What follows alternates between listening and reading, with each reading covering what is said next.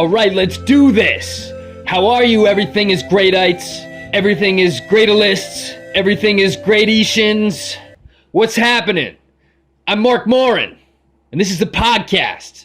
Everything is great, EIG, with me, your host, Mork Moran. Welcome. Welcome to it. My guest today, my good friend, Mork Ian Black.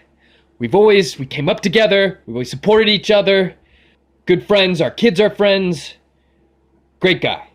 Love it. Mork Ian Black. Get to that later. Okay. Some tour dates. So I'm doing the Sad Spot in Burbank, February 10th. It's a Thursday, I think. Going out to Riverton at Saubers. That's Saturday.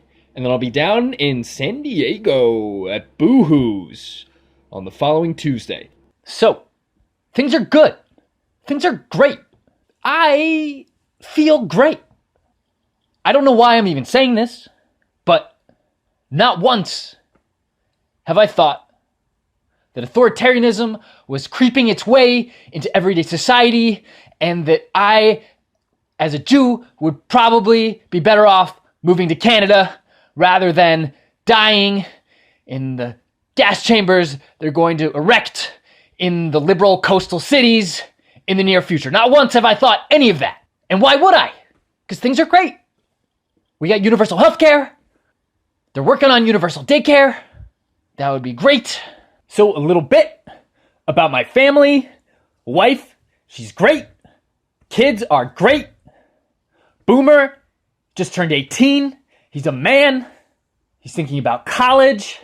Monkey, he's 12. I was just went to buy cereal for my children. I went and I got Cocoa Krispies. They told me it's not their favorite cereal, so no big deal. I went back. I got the Lucky Charms that they wanted. Wasn't sure it was the right kind, but I gave it to them. They started eating. They didn't say anything. They just burped a little bit while they were eating it. They can be a little cryptic sometimes, hard to understand, maybe how they feel about certain things, but I think they liked it. I think I got the right food for them.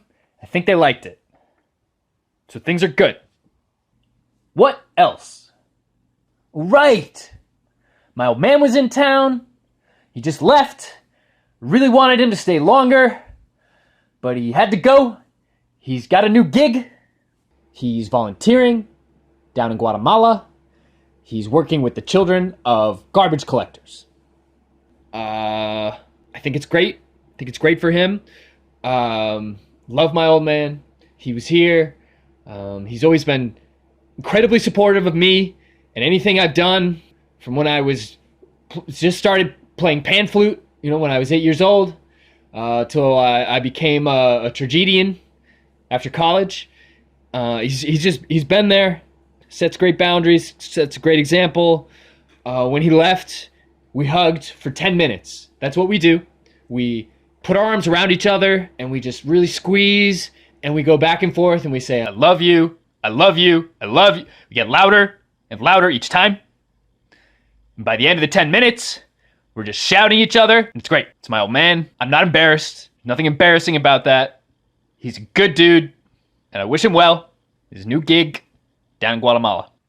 That's something I've noticed. Almost anyone who's got any kind of talent as a tragic, perfect childhood. Some people, they try to make it in this crazy business.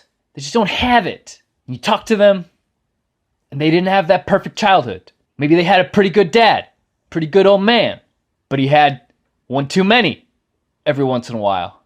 Couldn't play pinochle that night, because he was a little too drunk. Terrible tragics. Okay, that's going a little too far. Average. They're average tragic. Anyone who's any good, perfect. Perfect childhood. You think if you had a perfect childhood, you wouldn't be so in touch with the darkness that it takes to be a good tragic. Well, what do you want me to do? That's just the way it is. That's my burden. Is that the leaf blower? Guys in the yard? That's fine. Okay, what else? So I was up at the Boohoo's The other boohoos up in Santa Clarita had an amazing set. Great set, great crowd. You've been doing it as long as I have. You're not really worried about bombing, but you wonder what might happen, you know? And I was just killing. People are just sobbing. People just going into that that dark place where they're just sobbing. It's magic. You feel like some kind of dark wizard or something. Anyway, great set, great crowd. Just it made me just proud to be a tragedian. That was my set. And things weren't always good for me as a tragic. You know, you struggle, you come up, you don't really know what's going to happen, no guarantees. But what else was I going to do? When I was a kid, growing up, New Mexico, just hanging out with my friends, at 8:30 or so. Curfew was 9, I had to get home so I could play pinochle with my old man. But at 8:30, we were all just hanging out, just shooting the shit, and I look up, and all my friends are crying, and they're looking at me, and they say, "You should be a tragic. You make us all cry."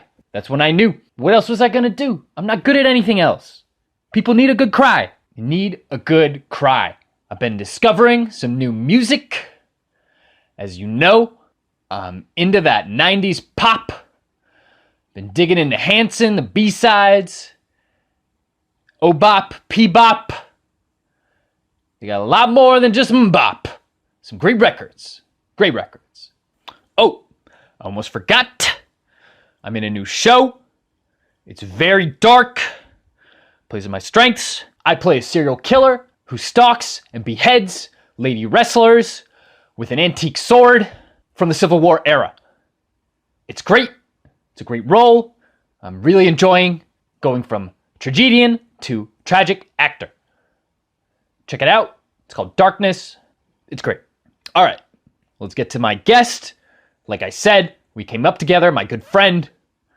Never had any petty arguments.